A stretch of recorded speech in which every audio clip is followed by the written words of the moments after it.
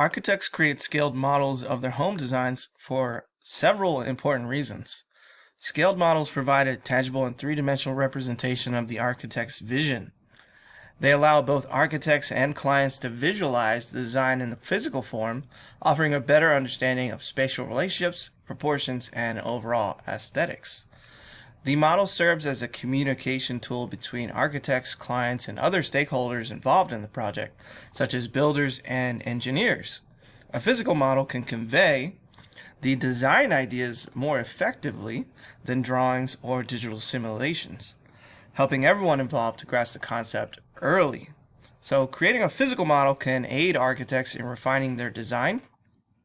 By seeing the structure in a 3D physical space, architects can also identify potential issues. They can evaluate the design's functionality and make necessary adjustments before the actual construction begins.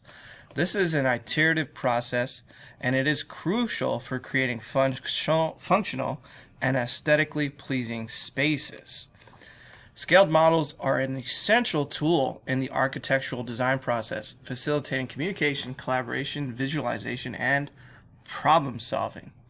So, with all that being said, when you are designing your architectural models, you also have to think about scale. Scale has to do with the ratio that you set for how large you're going to make your model. So, architectural scales often relate to a measurement in feet of a building, which means inches on a drawing. So you can quickly find the scale factor for an architectural scale by inverting the fraction, then multiplying it by 12. I know that sounds complex, but it's really not when you have this architectural table scale factor converter that I like to use when I'm actually creating models. So this is helpful if you have a sheet of grid paper in front of you.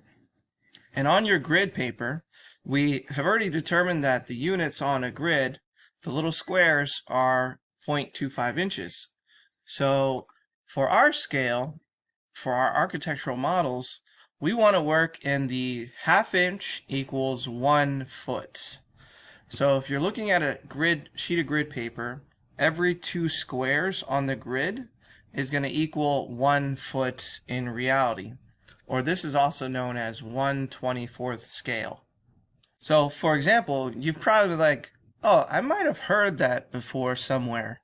The 1/24 scale is actually a very common scale when it comes to models, especially car models like the one you see on the screen right now.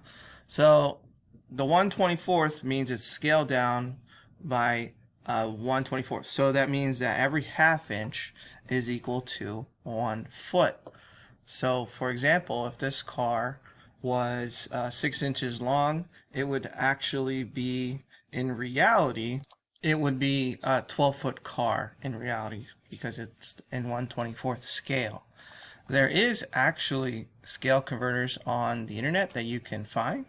So if you know that your scale factor is 1/24 and you know that the real size is, let's say, 12 feet, or let's say 10 feet. Let's say that the inside ceiling of a house is 10 feet. We can calculate that on this scale calculator, and we know that it is 0.4167 feet on the scale, like if we were drawing it on a grid, or 5 inches. So we would use this scale converter to help us figure out how big we're going to draw the model. So in 1/24 scale, 10 feet would be 5 inches.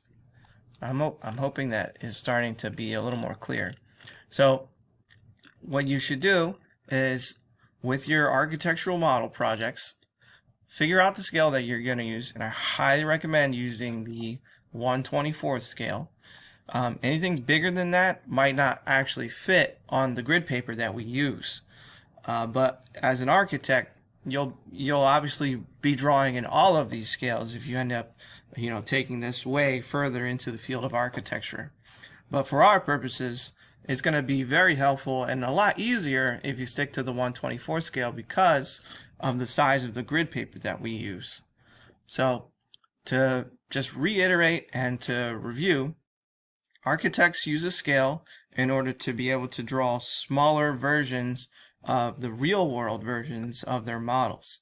And for our purposes, we're going to use the 1/24th scale factor, which is every half inch equals 1 foot. Again, on your graph paper, 2 units is equal to 1 foot, which is the 1/24th scale. So for this lesson, I'd like you to take your architectural model and just quickly, roughly re-sketch it so that it is in the correct scale on the graph paper. And that way we have a good working understanding of what we're going to create, because you'll actually then model using cardboard, paper, 3D prints, your architectural model in the 1/24th scale so that everything kind of fits nicely, neatly. We can 3D print little people, maybe little cars, and it'll just look very well made and proportioned. So take what you just learned and apply it to your architectural model project.